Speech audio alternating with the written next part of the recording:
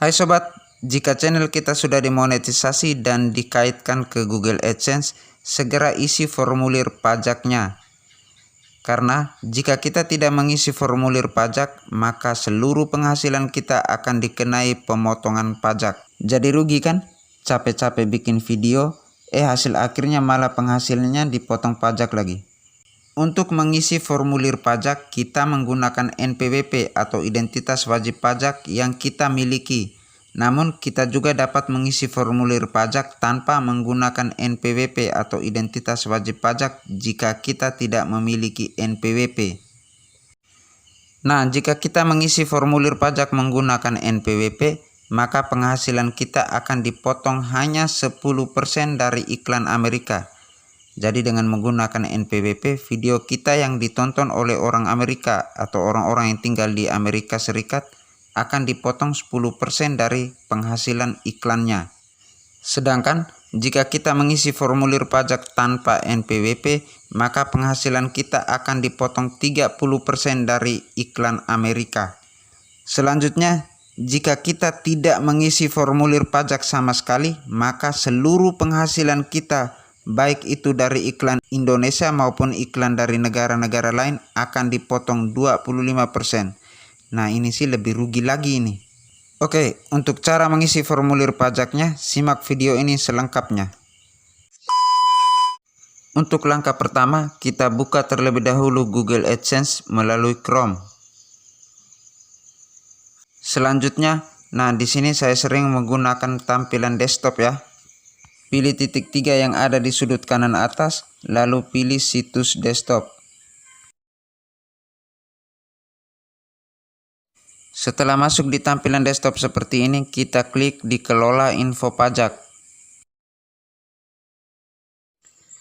Setelah masuk di tampilan seperti ini, di sini kita pilih ditambahkan info pajak. Lalu akan muncul tampilan seperti ini. Oke, di sini teman-teman bisa baca-baca terlebih dahulu.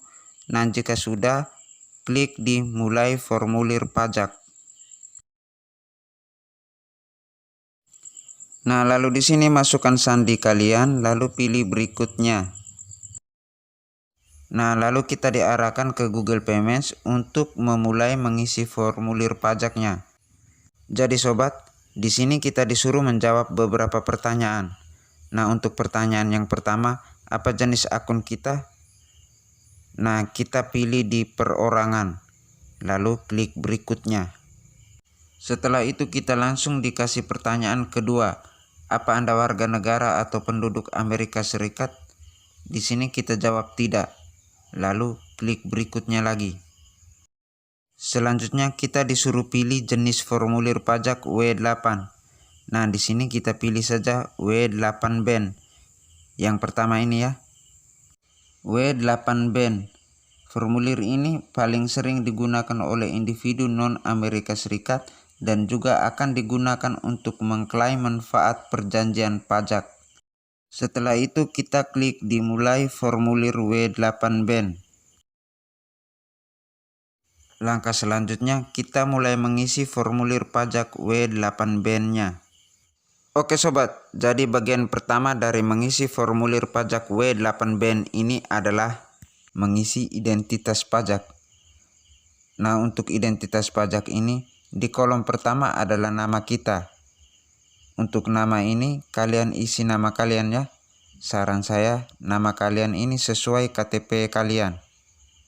Lalu untuk kolom kedua, dibiarkan saja seperti ini. Jangan diisi apa-apa. Lalu kolom yang ketiga ini kita pilih negara kita. Kita pilih Indonesia. Lalu di bagian bawahnya lagi, ini adalah nomor identifikasi wajib pajak. Di nomor identifikasi wajib pajak ini tersedia 2 kolom. Untuk kolom yang pertama ini adalah TIN asing. TIN asing ini yang sering kita kenal dengan NPWP. Jadi kalau teman-teman punya nomor NPWP, teman-teman tinggal masukkan nomor NPWP-nya di sini. Namun jika teman-teman tidak mempunyai NPWP, di sini kita tinggal isi negara kita, yaitu Indonesia. Kita isi saja Indonesia.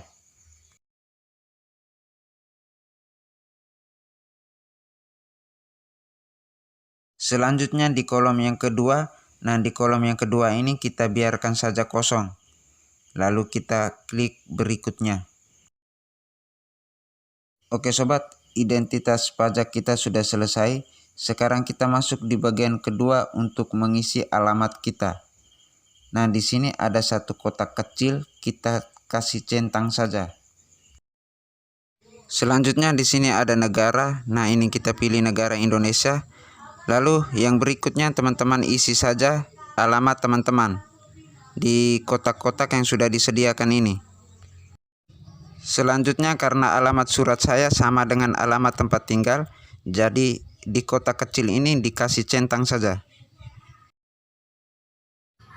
Oke, jika sudah isi alamatnya, kita klik berikutnya.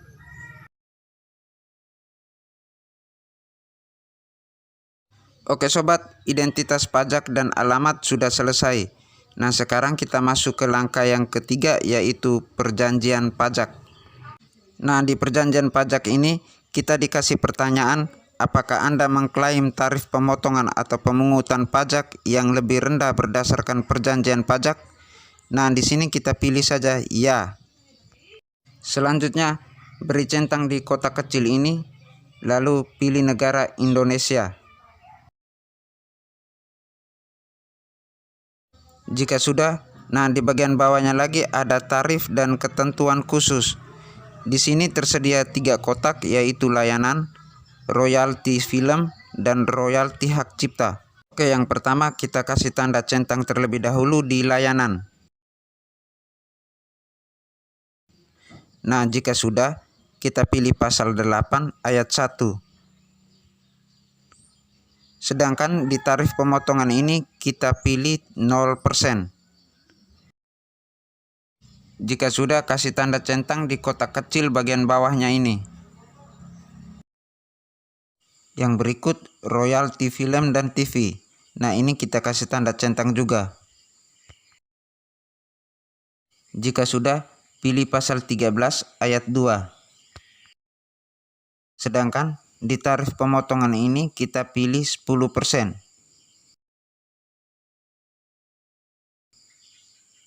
Lalu kasih tanda centang di kotak kecil yang ada di bawahnya lagi.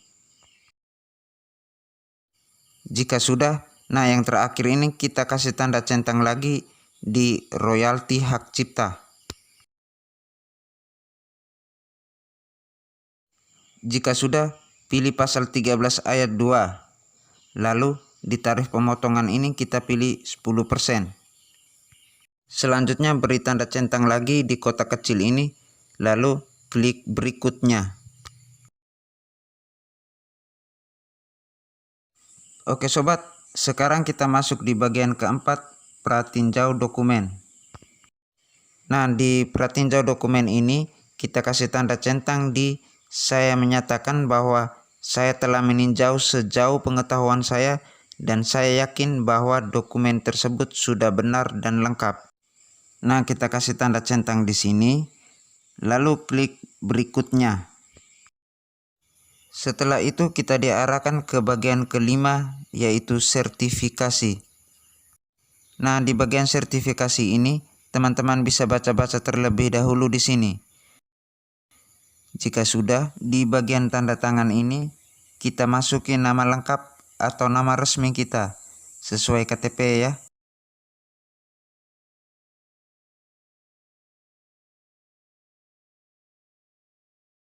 Selanjutnya, apakah Anda orang yang tercantum di bagian tanda tangan?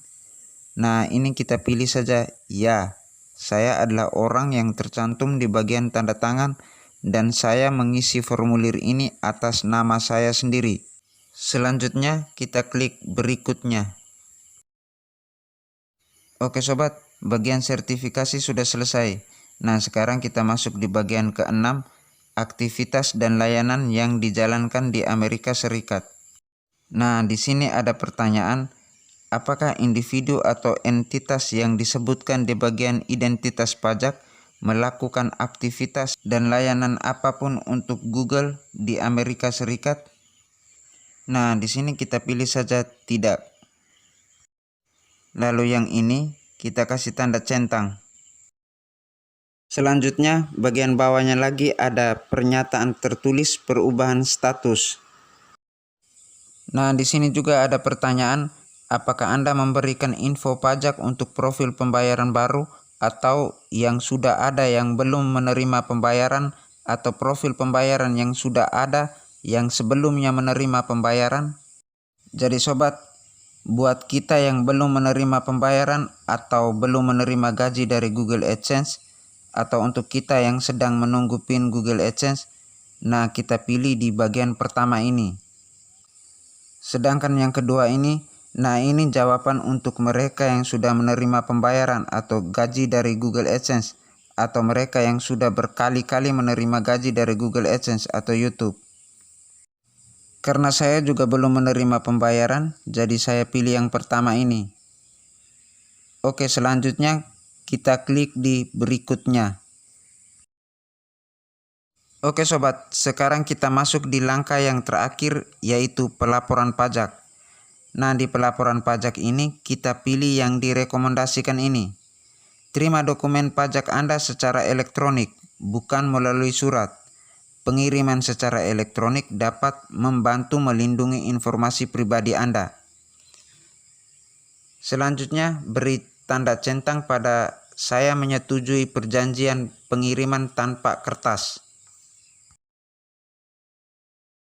Oke, jika sudah kita klik kirim. Nah, nanti hasil akhirnya seperti ini. Status disetujui, sedangkan formulir pajak dan tarif pemotongan pajaknya diklaim. Oke sobat, jika sudah seperti ini berarti formulir pajak kita sudah diterima. Terima kasih telah menonton video ini dan semoga video ini bermanfaat.